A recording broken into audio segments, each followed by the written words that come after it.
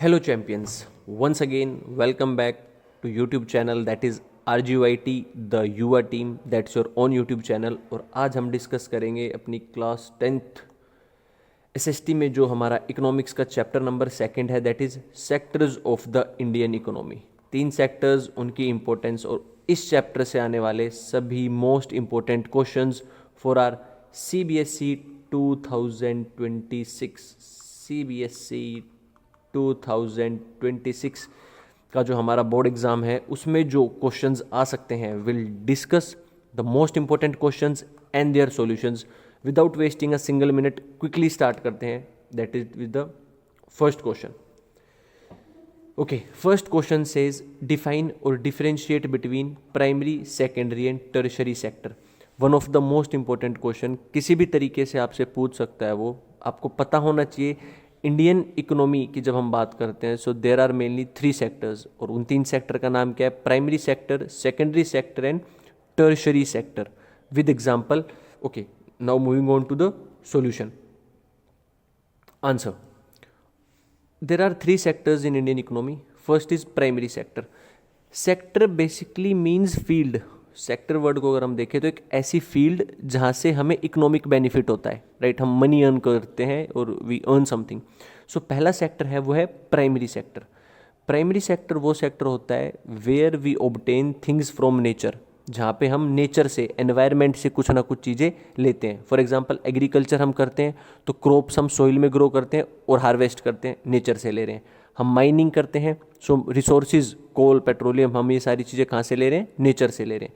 So primary sector is that sector where we take something from nature, और we can say we obtain और procure something from nature, that is a primary sector. Example is agriculture and mining activities. कभी कभी primary sector को ही agriculture sector भी बोल देते हैं, primary sector को ही हम एग्रीकल्चर भी बोल देते हैं, but it's not the same thing, right? Moving on to the second sector, that is secondary sector. It is a manufacturing sector. जब हम किसी चीज़ को मैन्युफैक्चर करते हैं, किसी चीज़ को बनाते हैं, manufacturing of goods comes under secondary sector. इसमें है हमारी फैक्ट्रीज, ओके, किसी भी चीज़ को बनाना। And then third is tertiary sector. Tertiary sector is a service sector, जहाँ पे आप ना कुछ नेचर से ले रहे हो, ना आप कुछ बना रहे हो, you are just providing a service, being a cleaner, being a teacher, being a pilot, okay, being a civil servant, being a policeman, you are just providing service. That is a transport sector. Transport is an example. ऐसे समझो, nature से हम कुछ चीज़ लेते हैं as a raw material, उसको हम secondary sector में भेजकर मैन्युफैक्चर कराते हैं, कन्वर्ट कराते हैं from a raw material to a intermediate good और अ फाइनल गुड, और इसको यहाँ से यहाँ तक लाना और यहाँ से फिर मार्केट तक पहुँचाना, ये काम कौन सा सेक्टर करता है? Tertiary sector. यहीं से हम 2 चीज़ों को और समझेंगे, दैट इज प्राइमरी गुड, जो हमने डायरेक्टली प्राइमरी सेक्टर से लिया है, raw material. Then secondary good, जिसको हमने प्रोसेस किया है। Third one is final good. Final good means which is now ready to consume, जो अब कंज्यूम करने के लिए बिल्कुल रेडी है, राइट? सो आई होप तीनों सेक्टर्स क्लियर हो गए होंगे। Okay, no need to worry, you will easily find this PDF। ये जो हमारे सॉल्यूशंस है, पूरी फाइल है जिसमें क्वेश्चंस भी मेंशन्ड है as well as all the solutions are also mentioned, right? You will easily find them on our Telegram channel, और टेलीग्राम चैनल का लिंक आपको नीचे डिस्क्रिप्शन में मिल जाएगा। हमारे इसी चैनल पे सेम नेम है जो हमारे यूट्यूब पे, that is RGYT the Yuva team, ठीक है? The Yuva team, RGYT the Yuva team. So no need to worry, अभी सिर्फ समझने पे ध्यान देंगे। आई होप फर्स्ट आंसर समझ आया होगा, that is the 3 sectors of Indian economy. Now moving on to the next question. How 3 sectors evolved from 1973 to 74 to 2018-19? जो हमारे 3 सेक्टर हैं, प्राइमरी, सेकेंडरी, टर्शरी, वो कैसे इवॉल्व हुए, मीन्स वो कैसे चेंज हुए from this time to this time.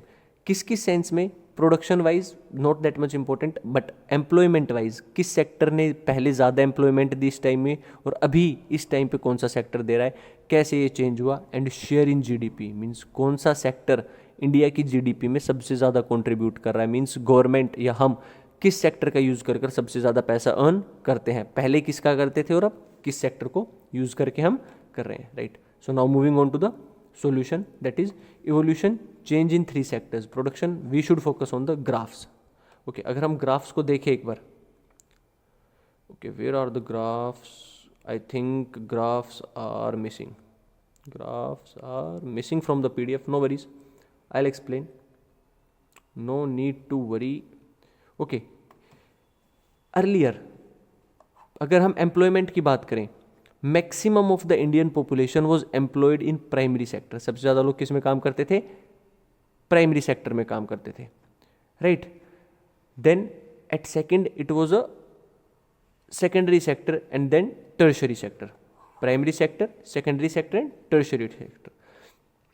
Same was the scenario with the economic growth as well. अगर उस टाइम पे हम इकोनॉमिक ग्रोथ की भी बात करें तो इट वॉज ऑलमोस्ट सेम, ठीक है, उस चीज़ में ज़्यादा डिफरेंस नहीं था, ठीक है. 1973 के आसपास अगर हम बात कर रहे हैं कि how much people were involved in the profession, तो 74% पीपल प्राइमरी सेक्टर में थे.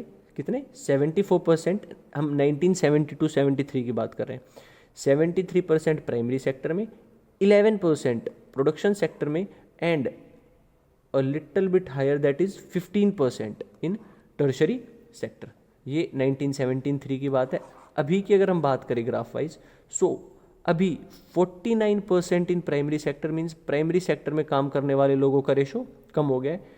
24%, कितने, 24% in secondary sector and 27% in tertiary sector, ठीक है. सो ये रेशो रहा है. प्राइमरी सेक्टर में काम करने वाले लोग कम हुए हैं, एम्प्लॉयमेंट प्राइमरी सेक्टर में ऑल दो कम हुई है बट अभी भी काफ़ी ज़्यादा है. Then secondary, then tertiary, second number पे tertiary and then secondary, right. अगर इसी सेंस में अगर हम जीडीपी में कंट्रीब्यूशन की बात करें, जीडीपी में, सो 1973 की अगर हम बात करें तो उस टाइम पे सबसे ज़्यादा जीडीपी में कंट्रीब्यूट करता था प्राइमरी सेक्टर, उसके बाद करता था tertiary sector and then secondary sector. लेकिन अगर हम आज की बात करें 2018, 13, 14 या 18, 19 की, सो अभी सबसे ज़्यादा कंट्रीब्यूट कर रहा है कौन सा sector, tertiary sector. Yes, second number पर पॉपुलेशन काम करती है इसमें. अगर हम पॉपुलेशन वाइज देखें तो it is on second stage, second position, right. But सबसे ज़्यादा जीडीपी में आज के टाइम पे कंट्रीब्यूट कर रहा है दैट इज़ टर्शरी सेक्टर. उसके बाद कंट्रीब्यूट कर रहा है हमारा सेकेंडरी सेक्टर और सबसे कम कंट्रीब्यूट कर रहा है हमारा प्राइमरी सेक्टर. ये याद रखेंगे, पहले सबसे ऊपर प्राइमरी करता था, फिर टर्शरी, फिर सेकेंडरी, अब सबसे ऊपर tertiary, then secondary and then primary. I hope समझ आया होगा. चेंजिंग सिनेरियो है ये. सबसे ज़्यादा लोग अभी भी काम कर रहे हैं प्राइमरी में ही. नोट दिस पॉइंट कि सबसे ज़्यादा लोग काम अभी भी प्राइमरी में ही कर रहे हैं, agriculture and all, but output सबसे ज़्यादा अभी कौन सा दे रहा है, that is tertiary sector, right. That is GDP wise. I hope clear हो गया होगा, right. And graphs are given in your book, no need to get confuse. आपकी ग्राफ्स जो है ये बुक में गिवन है, right.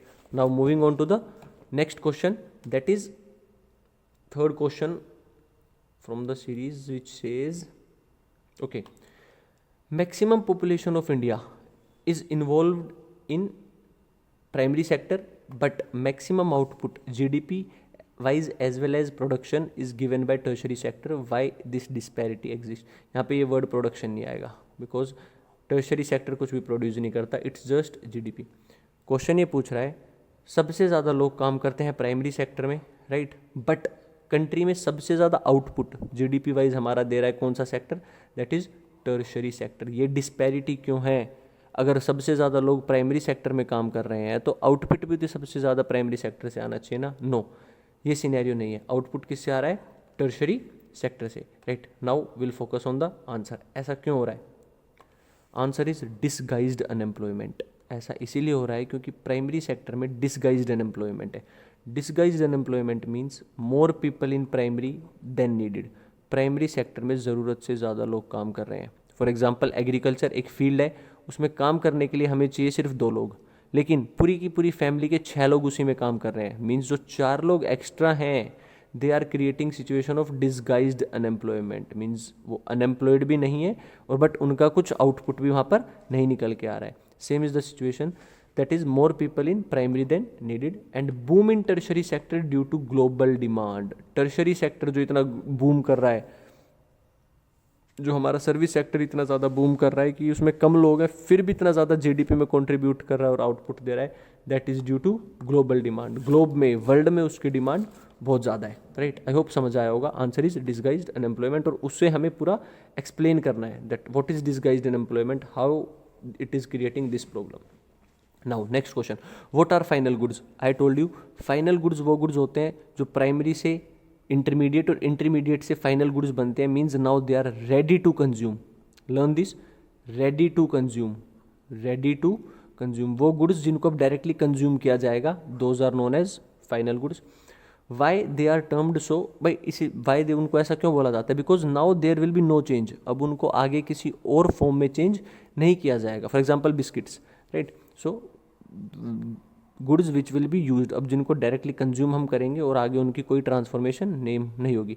Name other types of good in same context. अब आपको एग्जाम्पल, आपको मुझे कमेंट सेक्शन में बताना है that which are the possible examples, right. Okay, just give a hold and read all the questions.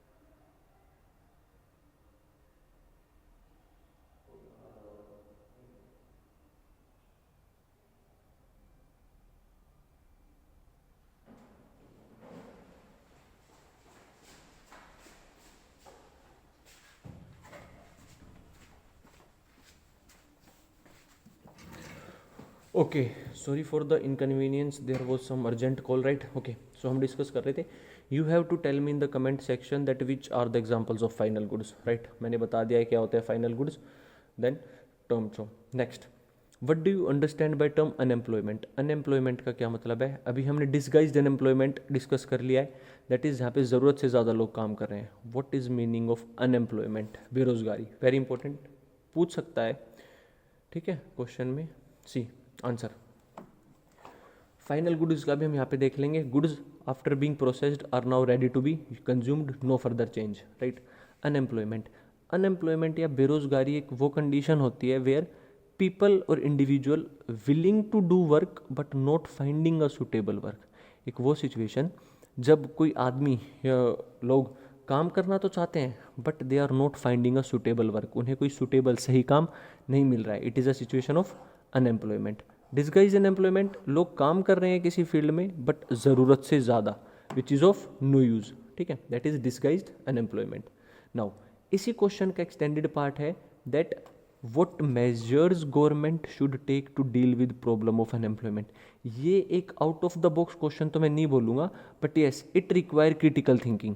आपने पूरा चैप्टर पढ़ा है सेक्टर्स ऑफ इंडियन इकोनॉमी, बहुत सारे पॉइंट पढ़े हैं आपने, सो वो पूछ सकता है कि गवर्नमेंट ने क्या स्टेप्स लिए हैं या क्या स्टेप्स गवर्नमेंट ले रही है टू रिड्यूस अनएम्प्लॉयमेंट। देश में बेरोजगारी बहुत ज़्यादा है, हमने सभी ने सुना है ना। सो ये क्वेश्चन आ सकता है, so we should prepare this answer कि क्या क्या स्टेप्स गवर्नमेंट ले चुकी है। Okay, measures by government to reduce unemployment, unemployment को कम करने के लिए फर्स्ट थिंग जो गवर्नमेंट ने करी थी नरेगा स्कीम। अर्लियर जब 2005 में ये स्कीम स्टार्ट हुई थी, it was known as NREGA, that is national rural employment guarantee act. NREGA scheme government ने स्टार्ट करी, बाद में 2009 में इसको हमने एमजी नरेगा कर दिया, एंड रिसेंटली हमने इसका नेम चेंज करके वीबीजी राम जी कर दिया है। जो एमजी नरेगा स्कीम थी अभी रिसेंटली इन 2026 और I think in 25 last year हमने इसका नेम चेंज कर दिया है वीबीजी राम जी। ओके, सो इसका ही हमने पूरे का नेम चेंज कर दिया है, राइट। सो फर्स्ट इनिशिएटिव हम, लेकिन हम एमजी नरेगा लिखेंगे। अनएम्प्लॉयमेंट को कम करने के लिए गवर्नमेंट ने एमजी नरेगा स्कीम स्टार्ट करी, वो क्या होती है आगे हम इसको डिस्कस करेंगे। Then support to self help groups, government support करती है किनको? सेल्फ हेल्प ग्रुप्स को, ताकि वो कुछ इनिशिएटिव ले, कुछ प्रोडक्शन स्टार्ट करें।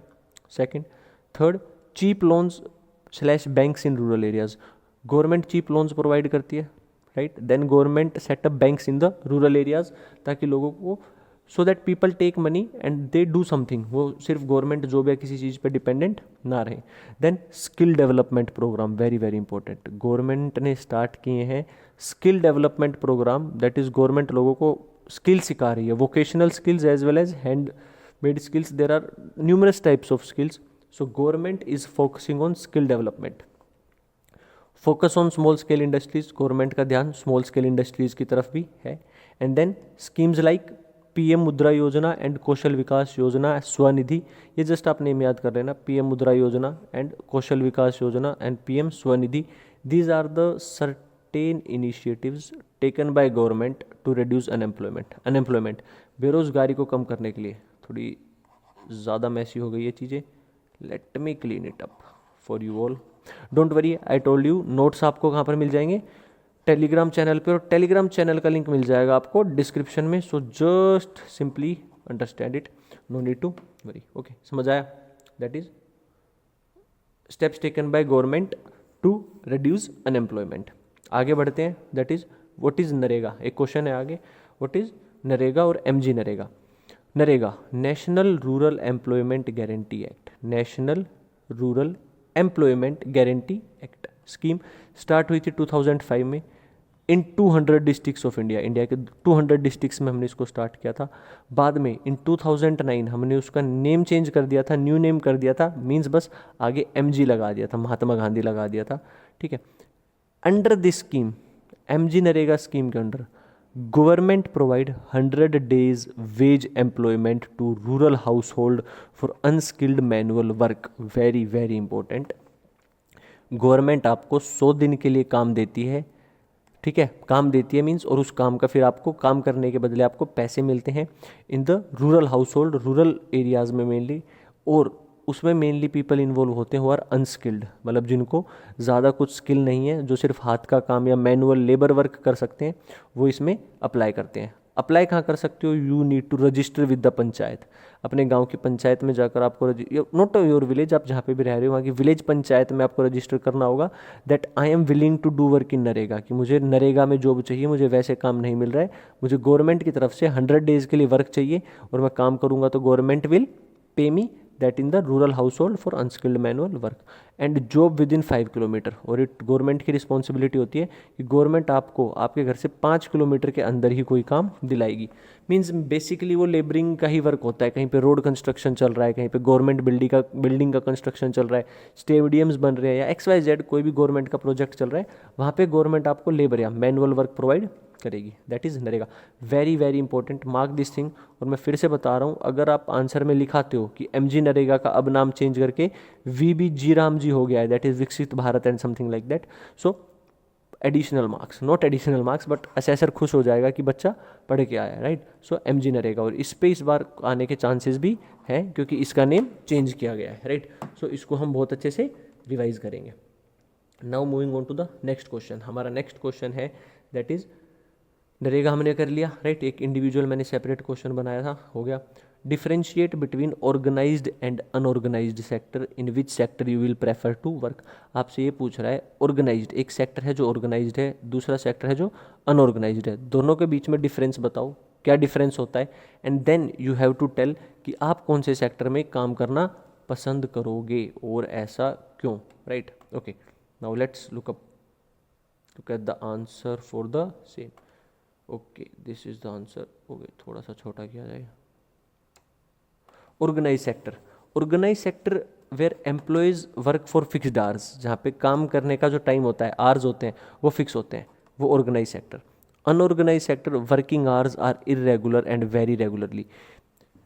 अनऑर्गेनाइज सेक्टर में वर्किंग आवर्स फिक्स नहीं होते, कभी आपसे 5 घंटा, कभी 6 घंटा, कभी 12 घंटा, 10 घंटा, 15 घंटा काम कराया जाता है.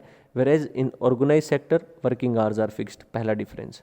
Second, salaries are paid regularly. Organise sector में रेगुलरली आपको सैलरी मिलती है, लेकिन अनऑर्गेनाइज सेक्टर में वेजेस आर ऑफन इरेगुलर. कभी कभी आपको सैलरी नहीं मिलती है, कभी कभी सैलरी डिले कर दी जाती है इन अनऑर्गेनाइज सेक्टर.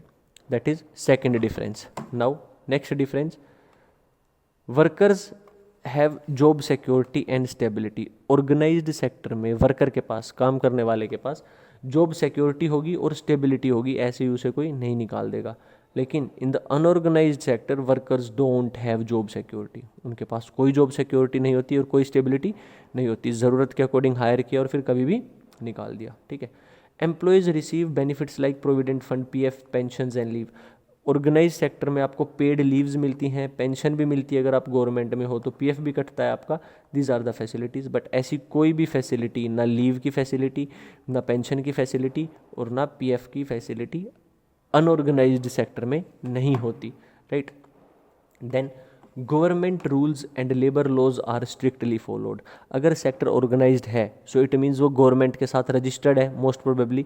सो सभी government rules, working rules, work के रूल्स, एनवायरनमेंट के रूल वहाँ पे फॉलो किए जाएंगे and labour laws are strictly followed. लेकिन अनऑर्गेनाइज सेक्टर में rules and labour laws are usually not followed. Rules और लेबर लॉज को वहाँ पे फॉलो नहीं किया जाता, वेरेज यहाँ पे किया जाता है, right. So this is the difference. Quickly एक बार रिवाइज कर लेंगे। वर्किंग आवर्स फिक्स होते हैं ऑर्गेनाइज्ड में, अनऑर्गेनाइज्ड में नहीं होते, ठीक है। यहाँ पे सैलरीज टाइम पे मिलती है और फिक्स होती है, यहाँ पे ऐसा कुछ नहीं होता।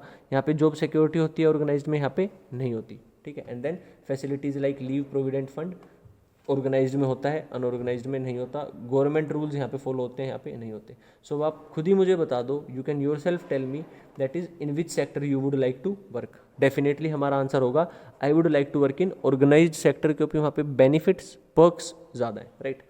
आई होप समझ आ गया होगा। Do like the video, subscribe the channel and tell me in the comment box honestly कि वीडियो कैसी लगी, ये हमारे नोट्स कैसे लगे। And then after exam do tell me कि कैसा रहा, इसमें से कितने क्वेश्चंस आए which were beneficial for you और जो एग्जाम्स में आपको डायरेक्टली देखने को मिल गई, right. Now moving on to the next question. ये दोनों क्वेश्चन में आंसर सेम आएगा, बस थोड़ा सा डिफरेंस ये है। सेकंड क्वेश्चन है how workers can be protected in the unorganise sector which problems are faced by them. हम अनऑर्गेनाइज्ड सेक्टर में वर्कर्स को कैसे प्रोटेक्ट कर सकते हैं। अनऑर्गेनाइज सेक्टर में वर्कर्स को प्रोटेक्ट करने के लिए government need to make certain rules and regulations. Government को certain strict rules and regulations बनाने पड़ेंगे। देन गवर्नमेंट को उनका रजिस्ट्रेशन करना पड़ेगा। Government need to register that sector with it, right. और उसकी रेगुलर मॉनिटरिंग करनी पड़ेगी, that is regular monitoring of the unorganised sector is very much mandatory by the government, right. And which problems are faced by them. जो भी individual unorganised sector में काम कर रहा है so he will face all these problems only. यहाँ पे जो प्रॉब्लम्स हमने मेंशन किया ना, these problems, working hours are irregular and not fixed, then wages are not fixed, then there is no job security, right. All these challenges are faced by the people who are working in unorganised sector, right. So these are the problems जो इसके negative aspects हैं, right. I hope now you will manage to do it.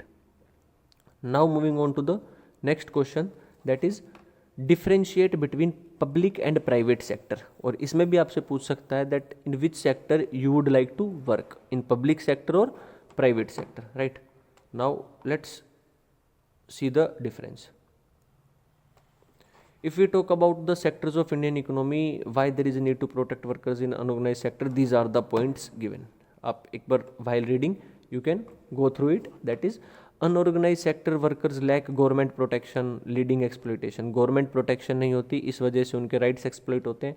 Then extended work hour, limit से ज़्यादा काम कराना, overtime provisions, all these things. irregular and low earning, salary ज़्यादा अच्छी नहीं होती, irregular होती है. Then high job insecurity, job insecure है, कभी भी आपको जॉब से निकाला जा सकता है. एब्सेंस ऑफ बेनिफिट्स, बेनिफिट नहीं मिलते आपको, लाइक पेड लीव्स नहीं मिलती, प्रोविडेंट फंड की फैसिलिटी नहीं मिलती, पेंशन नहीं मिलती. All these are the things जो हमने ऊपर डिस्कस किया. Now moving on to the difference between public sector and private sector.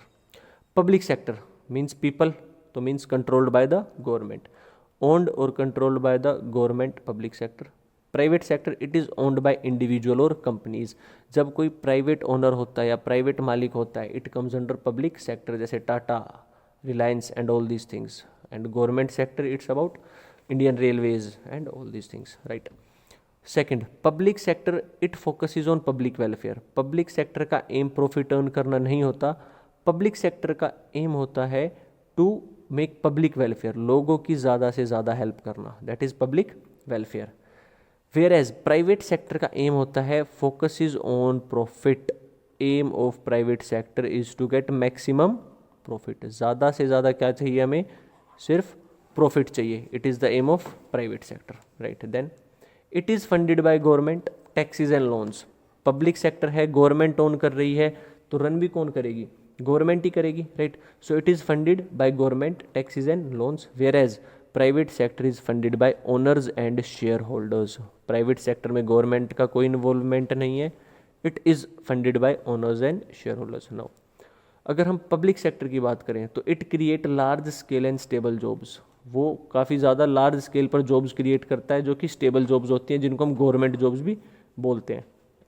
Where as अगर हम प्राइवेट सेक्टर की बात करें so it create more competitive and skilled jobs. वो ज़्यादा तो क्रिएट नहीं करते, ऑल दो अभी कर रहे हैं, but still they are competitive and skilled jobs. Another difference between public and private. Then it tries to give equitable access to everyone. Government sector जो होगा, पब्लिक सेक्टर जो होगा, वो सभी को इक्वल ट्रीटमेंट देगा, इक्वल एक्सेस टू एवरीवन, सभी के लिए इक्वली ओपन है। आई मीन उसमें कोई भी अप्लाई कर सकता है, there is no restrictions. Whereas private sector की हम बात करें, it provide facilities only to those who can afford. ये सबको फैसिलिटीज़ प्रोवाइड नहीं करते except NGOs, right. So these are some major differences between public sector and private sector. There are high chances एक क्वेश्चन आपको ज़रूर देखने को मिलेगा, दैट इज़ या तो डिफरेंस आएगा ऑर्गेनाइज्ड और अनऑर्गेनाइज्ड में, ऑर्गेनाइज्ड और अनऑर्गेनाइज्ड में आ सकता है, या फिर पब्लिक और प्राइवेट में आ सकता है। So you need to know the difference between these two. इन दोनों को तो बिल्कुल ये रट लेना एग्जाम के लिए, right. You can not skip this, right. Now moving on to the next question, that is okay, I hope ये समझ आ गया होगा, है ना। So next question is reasons for rapid development of tertiary sector in last 2 decades. Question ये पूछ रहा है वाई टर्शरी सेक्टर, जो हमारा टर्शरी सेक्टर है, सर्विस सेक्टर है, वो इतना रैपिडली डेवलप हुआ है in the last 2 decades. Last 20 years में क्या रीज़न है जो टर्शरी सेक्टर इतना रैपिडली डेवलप हुआ, या टर्शरी सेक्टर बहुत ज़्यादा बूम पे है, और how this sector boost country की इकोनॉमी, और कंट्री की इकोनॉमी को कैसे बूस्ट करता है, right. Okay, now look at the solutions. Okay, tertiary sector has emerged as the largest and producing sector. आज के टाइम पे लार्जेस्ट जो हमारी जीडीपी में कंट्रीब्यूट कर रहा है, हमने ऊपर भी डिस्कस करा, वो टर्शरी सेक्टर है। लेकिन ऐसा क्यों? First point, demand for services. लोगों की डिमांड बढ़ गई है for different kinds of services like transport, storage, trade has increased, जिसकी वजह से टर्शरी सेक्टर बूम कर रहा है। वी कैन ऑल्सो से कि जो हमारा प्राइमरी सेक्टर है, ऐसे समझो प्राइमरी से प्रोडक्ट सेकेंडरी तक और सेकेंडरी से प्रोडक्ट मार्केट तक कौन पहुंचा रहा है? टर्शरी सेक्टर पहुंचा रहा है, that is a service sector, right. So demand for tertiary sector activities, tertiary sector में जो एक्टिविटीज़ होती हैं लाइक ट्रांसपोर्ट, स्टोरेज और ट्रेड, उनकी डिमांड बहुत ज़्यादा बढ़ गई है, इसीलिए टर्शरी सेक्टर बूम कर रहा है। Second, increasing requirement for information and communication technology. आज के टाइम पे लोगों को क्विकली इन्फॉर्मेशन एक दूसरे से कम्युनिकेट करना और टेक्नोलॉजी की बहुत ज़्यादा रिक्वायरमेंट है, and all these things are possible because of tertiary sector. ये सारी चीज़ें बनाई नहीं जाती, ये सर्विसेज की वे में इनको प्रोवाइड किया जाता है, और प्रोवाइड कौन करता है?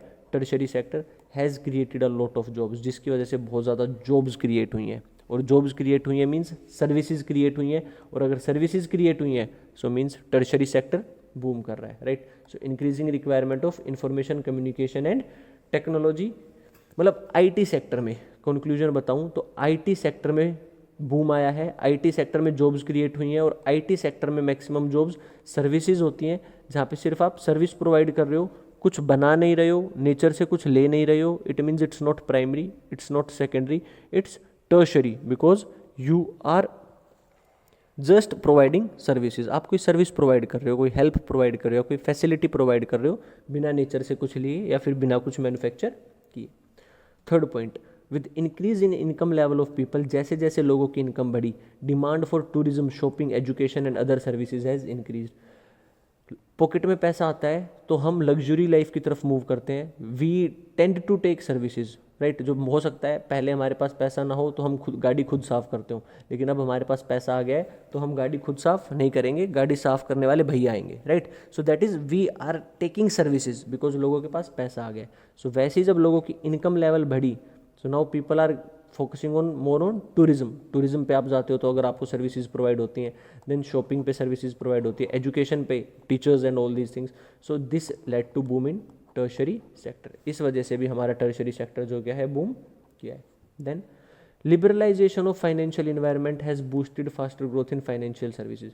लिबरलाइजेशन हुआ है कंट्री में, राइट, रेस्ट्रिक्शंस हटे हैं तो बाहर की कंट्रीज ने आकर इन्वेस्ट करना स्टार्ट किया है, जिससे फाइनेंशियल इन्वायरमेंट इंक्रीज हुआ है, जिस वजह से financial services, money lending services और ये सब banking and all these things has increase इस वजह से। Then basic services of education and health care require a lot number of people to engage in tertiary sector. Education की बात करें जहाँ पे teachers and mentors all these things, and then health care में nurses, doctors and all these things, इनकी बहुत ज़्यादा demand है। और ये क्या प्रोवाइड करते हैं? सर्विसेज प्रोवाइड करते हैं, दे प्रोवाइड सर्विस। सो इसीलिए भी टर्शरी सेक्टर बूम कर रहा है। So keep a note of these points, these are very very very important points.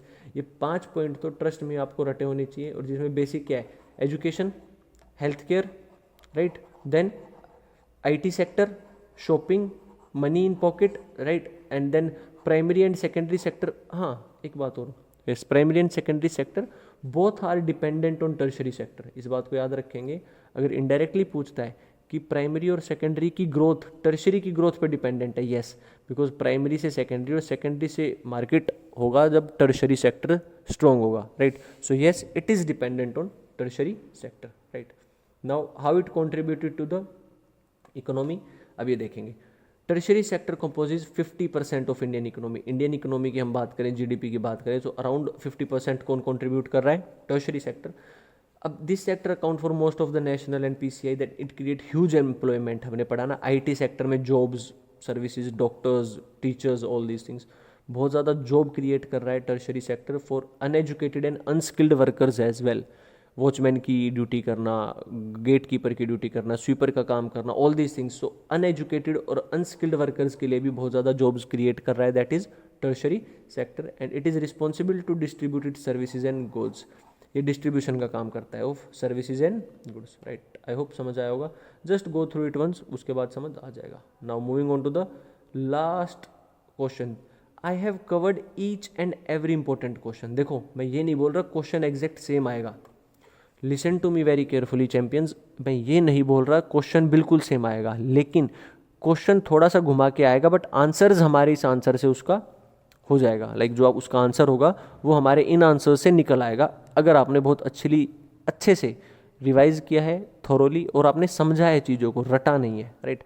Now next question, why in developing countries like India government need to focus on public sector. India जैसी developing country में government को public sector के ऊपर ज़्यादा देने की ज़रूरत क्यों है?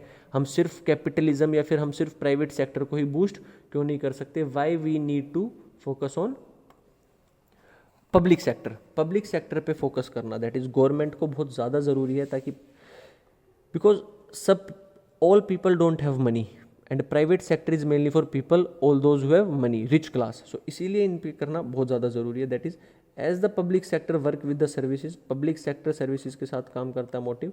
So it provide goods and services at a reasonable price. मैंने क्या बोला था? Private sector is for people all those who have money, right. So जो goods and services public sector provide करेगा वो वेलफेयर के लिए प्रोवाइड करेगा, ना कि पैसे के लिए। और अगर पैसों में प्रोवाइड करेगा तो at a very reasonable cost, pocket friendly cost, which are affordable to even poor. Example, government medical services. अब मेडिकल सर्विसेज तो सबको चाहिए, सब प्राइवेट की तरफ तो मूव नहीं कर सकते ना। कुछ पुअर क्लास, मिडिल क्लास लोग होते हैं जिनको गवर्नमेंट हॉस्पिटल्स और इन सब से सर्विसेज अलॉट करानी पड़ती है, which is quite normal, natural. हम सब भी जाते हैं, सब जाते हैं गवर्नमेंट हॉस्पिटल्स में, right. So that is government medical services, very very important. तो इसलिए गवर्नमेंट को फोकस करना चाहिए ताकि लोगों को चीप प्राइस में अच्छी सर्विसेज मिल सके जो वो वैसे अफोर्ड नहीं कर सकते। Then public sector is needed to restrict the speculative private sector from their monopolistic practices.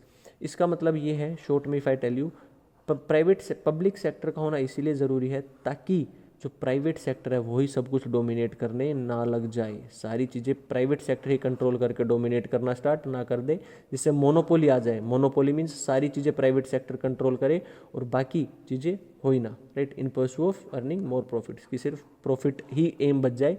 और अगर वो सिर्फ प्रॉफिट के ऊपर ध्यान देंगे तो सब लोग उन फैसिलिटीज़ को अफोर्ड नहीं कर पाएंगे, right. That is like Indian airlines. जैसे मैक्सिमम पीपल इंडिया के अभी भी किससे ट्रैवल करना पसंद करते हैं? ट्रेन्स, बस, बाय रूट। एयरलाइंस, एयरवेज को हम सब एक्सेस नहीं कर सकते because it is very much costly, right. So ऐसा मोनोपोली ना बने मार्केट में, बाकी सेक्टर्स में, बाकी चीज़ों में, इसीलिए पब्लिक सेक्टर का स्ट्रॉन्ग होना बहुत ज़्यादा ज़रूरी है, राइट। So that's all. ये हमने मोस्ट इंपॉर्टेंट क्वेश्चंस डिस्कस कर लिए। Okay, don't forget to subscribe the channel, like the video and do tell me in the comment section कैसी लगी वीडियो, और एग्जाम के बाद आकर बताना how much beneficial it was.